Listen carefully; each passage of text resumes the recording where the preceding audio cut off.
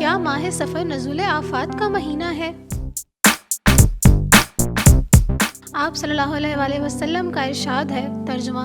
جس نے میری طرف سے وہ بات بیان کی جو میں نے نہیں کی، اس نے اپنا ٹھکانہ جہنم میں بنا لیا۔ قرآن پاک میں اللہ تبارک و تعالی ارشاد فرماتا ہے، ترجمہ: جو کچھ یہ رسول تمہیں دیں وہ لے لو، اور جس چیز سے منع کریں اس سے رک جاؤ۔ آج کل عام طور پہ علوم شریعت سے ناواقفیت کی بنا پر لوگوں میں کچھ ایسی باتیں بطور دین اور عقیدہ رائج ہو گئی ہیں جن کا شریعت اسلامیہ سے دور دور تک کوئی واسطہ نہیں۔ ان بے سراپا واقعات اور قصے کہانیوں کے فروغ میں زیادہ تر حصہ کم علم واعظین اور غیر مستند تحریری مواد کا ہے۔ ایسے ہی بے بنیاد مگر مشہور تہمات میں سے ایک یہ ہے کہ ماہ سفر نزول آفات کا مہینہ ہے، اور اس میں خطرناک قباحت یہ ہے کہ بیان کرنے والے اسے نبی کریم صلی اللہ علیہ وآلہ وسلم کی ذات گرامی سے منسوب کرتے ہیں، جبکہ آپ صلی اللہ علیہ وآلہ وسلم کا ارشاد ہے، جس نے میری طرف سے وہ بات کی جو میں نے نہیں کی، اس نے اپنا ٹھکانہ جہنم میں بنا لیا۔ متفق علیہ یہ حدیث مبارکہ صحائح ستہ کے علاوہ حدیث کی تمام مشہور اور بڑی کتابوں میں تواتر سے روایت کی گئی ہے،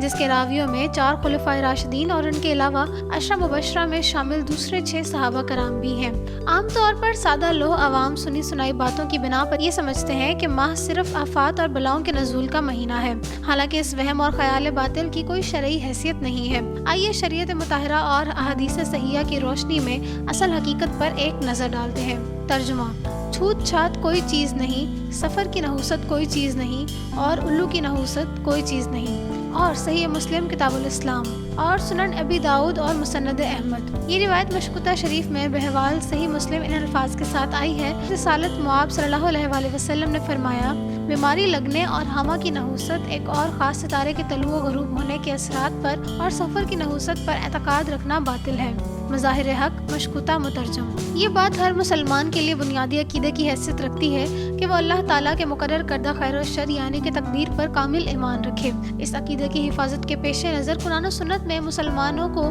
اس قسم کے خرافات اور تہمات سے باز رہنے کی تلقین کی گئی ہے۔ ارشاد باری تعالیٰ ہے، ترجمہ: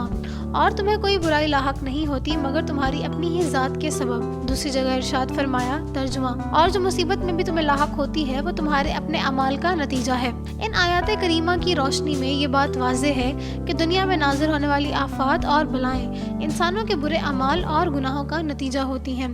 حقیقت سے انحراف انسان کے اندر ایسی خفیہ طرز کی اعتقادی کمزوریاں اور توہمات پیدا کرتا ہے جن سے فائدہ اٹھا کر شیطان اسے شرک میں مبتلا کر دیتا ہے، جیسا کہ حضرت عبداللہ بن ابن عمر رضی اللہ عنہ سے مروی حدیث شریف میں ہے کہ جس شخص کو بدشگونی نے کسی کام کے کرنے سے روک دیا، اس نے یقیناً شرک کیا۔ سفر کے مہینہ کو منحوس سمجھنا دور جاہلیت میں معروف تھا، اور اہل عرب کہتے تھے کہ سفر نحوست والا مہینہ ہے، لہٰذا نبی کریم صلی اللہ علیہ وآلہ وسلم نے اس کی تردید فرمائی، جیسا کہ امام ابو داؤد نے اپنی سنن میں محمد بن راشد المخولی کے حوالے سے نقل کیا ہے کہ اہل جاہلیت ماہ سفر کو منحوس خیال کرتے تھے۔ یہاں اس بات کی وضاحت بھی ضروری ہے کہ سفر کو منحوس خیال کرنے کا تعلق اسی بدفعلی یا بدشگونی کے تصور سے ہے جو شریعت میں ممنوع ہے۔ امام ابن رجب حنبلی لکھتے ہیں کہ سفر کے مہینے کو منحوس سمجھنا بدشگونی کے قبیلے سے ہے جس سے منع کیا گیا ہے، اور ایسے ہی بعض دنوں کی نحوست کا تصور جیسے بدھ کا دن، اور یہ بھی روایت کیا گیا ہے کہ دن مستقل نحوست کا ہے، حالانکہ یہ روایت وضع یعنی کہ جعلی اور موضوع ہے۔ جبکہ اس کے برعکس مسند احمد میں حاضر جابر بن رضی اللہ تعالیٰ عنہ سے مروی ہے کہ نبی کریم صلی اللہ علیہ وآلہ وسلم نے غزوہ احزاب کے موقع پر سوموار، منگل اور بدھ کے دن دعائیں فرمائی تو آپ کی دعا بدھ کے دن ظہر اور عصر کے درمیان قبول ہو گئی۔ ایسے ہی زمانہ جاہلیت کے لوگوں کا خصوصاً شوال کے مہینے میں نکاح کرنے کو منحوس سمجھنا وغیرہ۔ ایک حدیث میں نبی کریم صلی اللہ علیہ وآلہ وسلم نے اس غیر اسلامی رویے کو توکل کے منافی فرمایا ہے۔ ابن رجب مزید لکھتے ہیں کہ نحوست کو کسی خاص زمانے یا مہینے سے مخصوص سمجھنا جیسے کہ سفر کا مہینہ وغیرہ درست نہیں ہے، کیونکہ تمام زمانے اللہ تعالیٰ نے پیدا کیے ہیں جن میں انسان مختلف اعمال کرتا ہے، بس وہ تمام اوقات جن میں بندہ مومن اللہ تعالیٰ کی اطاعت میں مشغول ہوتا ہے وہ اس کے لیے بابرکت زمانہ یا وقت ہے، اور وہ تمام اوقات جن میں بندہ اللہ تعالیٰ کی نافرمانی میں مشغول ہوتا ہے وہ اس کے لیے منحوس ہے۔ تو نحوست دراصل اللہ کی نافرمانی کا نام ہے،